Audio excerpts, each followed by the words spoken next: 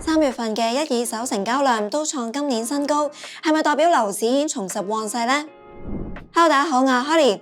今集就住近期嘅市況，幫大家整合咗3個重點。第一，3月錄到接近2400宗嘅一手成交，創今年按月新高，邊個新盤賣得最好呢？第二，反映二手市況嘅10大屋苑，3月嘅交投量都突破200宗。其中嘉湖山莊就錄到最多成交啊，背後有冇一啲咩原因呢？第三，舊年嘅私宅空置量升到57900伙，創18年新高。樓市交投好轉之下，係咪代表背後有啲咩隱憂呢？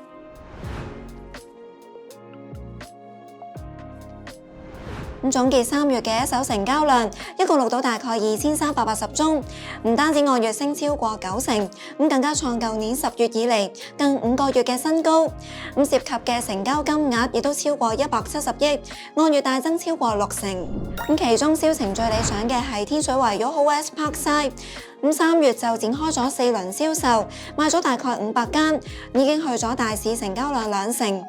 其次就係大埔上研第1、2期，同樣喺3月展開多輪銷售，賣咗大概410間。另外九龍城嘅南手都賣咗大概250間。不過如果將目光拉闊一啲，用季度咁計，今年第一季嘅一手成交量錄到大概4390宗，唔單止按季減少5%，更加係比舊年嘅第一季少咗1成。有一點都值得大家留意㗎，無論係舊年定係今年嘅第一季，都有一啲樓市嘅措施推出。舊年嘅第一季就有全面撤辣，今年嘅第一季就係100蚊嘅印花稅擴展去到400萬或者以下嘅物業。不過對比兩個季度嘅交投量，今年第一季就不升反跌啦。我自己就覺得啦，個原因就係政策嘅效力一次弱過一次啊。而樓市嘅動力始終都係建基於經濟大環境，多過一啲政策嘅推動。事實上，而家每個週末嘅交投量有冇突破，好視乎係咪有全新盤開賣㗎。用啱啱過去嘅週末做例子，一手市場錄到大概107宗嘅成交，比對上一個週末升咗1.8倍。其中一個原因就係大埔上研第2期展開第一輪銷售，賣128伙，過去2日累售大概77伙，貢獻4成半嘅總成交量。貨尾盤方面，洪水橋匯都1期都賣咗大概28間，有大手客斥資超過14萬買咗3間兩房。另外九龍灣嘅泰豐亦都錄到3宗成交。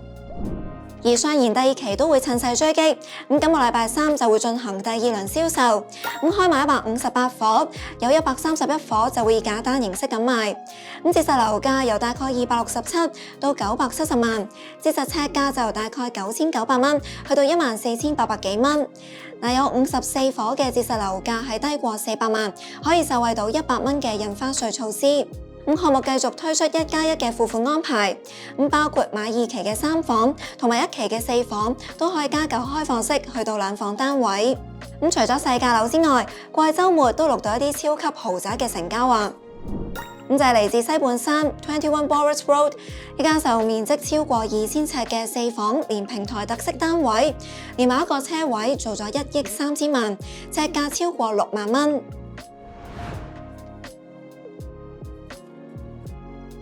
二手市況方面，總結3月份10大屋苑嘅交投量，亦都按月急增大概6成，去到220宗，同新盤一樣啦，係近5個月最旺。同大家睇睇邊啲屋苑嘅交投最暢旺啦。天水圍嘉湖山莊錄到大概45宗成交，係10大屋苑入邊最多，按月大增2倍。而沙田第一城同埋美孚新村就緊隨其後，一樣錄到大概30宗。不過若果以季度咁計，10大屋苑嘅交投量就要按季跌7%，去到468宗。由最多成交量嘅屋苑都見到，二手交投集中喺細價樓，買家明顯瞄準一啲只係需要俾100蚊印花稅嘅單位。跟住就揾嚟3宗400萬樓下嘅二手成交，同大家講講㗎。天水圍嘉湖山莊部分3房已經要跌穿400萬，嚟自翠湖居一座低層，就面積551尺，近日以395萬成交，尺價7100幾蚊。原業主喺2017年以大概430萬買入，持貨8年，帳面要蝕大概35萬或者8%。另一個10大屋苑沙田第一城都錄到唔少400萬樓下嘅交投㗎。嚟自41座中層，就面積284尺，以373萬成交，尺價就13,000蚊到。原業主一樣喺2017年以大概395萬買入，持貨8年，帳面要蝕22萬或者5%。另外，全景圍一帶嘅上車盤，3月有一半交投都係低過400萬。其中嘅中介嚟自荃灣中心，一間就面積400幾尺嘅兩房，做咗375萬，尺價係8800幾蚊。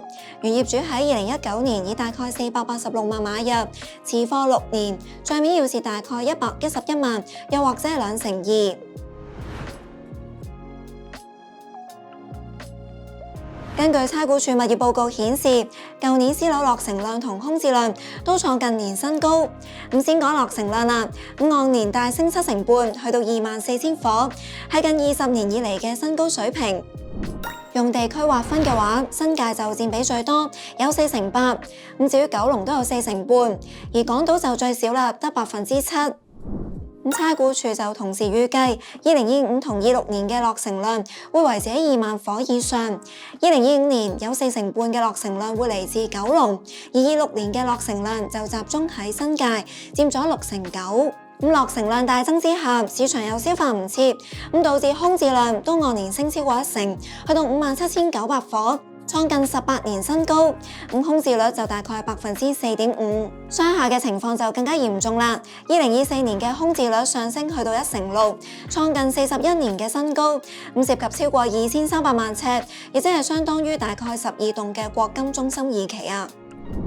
其中甲級寫字樓嘅空置率就最高，超過1成7，而乙級同丙級嘅空置率就分別大概1成半同1成1。